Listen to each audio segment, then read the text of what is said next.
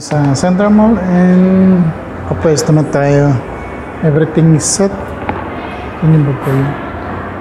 Ito yung ginawa ko kahapon. Although yung background is parang kudang. I don't know. What will I do here? Ida-dark ko ba siya or what? Or lalagyan ko ng mga hindi ko alam kung ano yun, background, I don't know. For now, pwede rin namang halaman, lagay ko para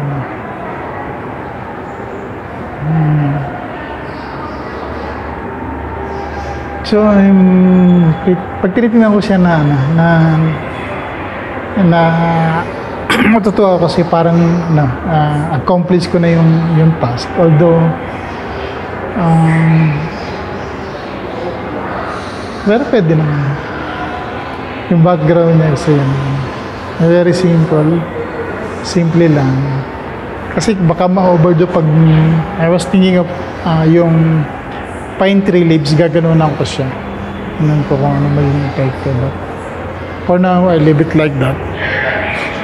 Pag nakaisip tayo ng maganda dun, saka na lang natin dagdagan.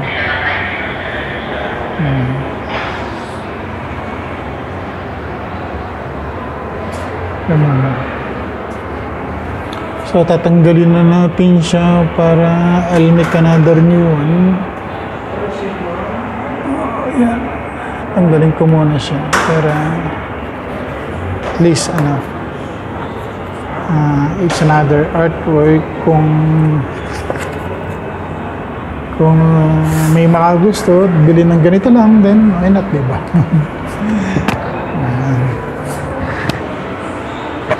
Galing. Actually ano ba ko yung kulay kasi black yung wood niya, so hindi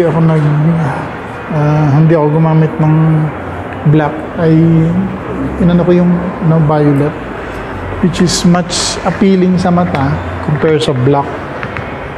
Although yung isang gagawin ko, ang background is black. Yeah. I need to record yung things ko. Lagyan ko muna siya ng ng date started para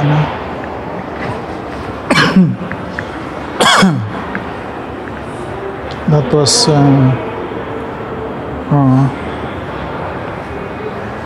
bigyan ko ng date.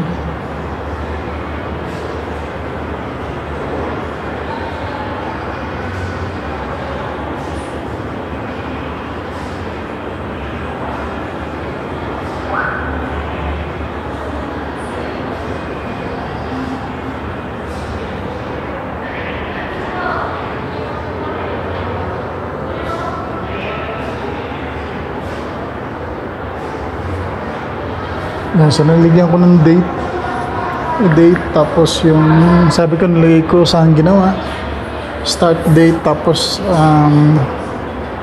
naka sa bucket list ko. So I'll be displaying it there muna, hoping hindi siya malaglag.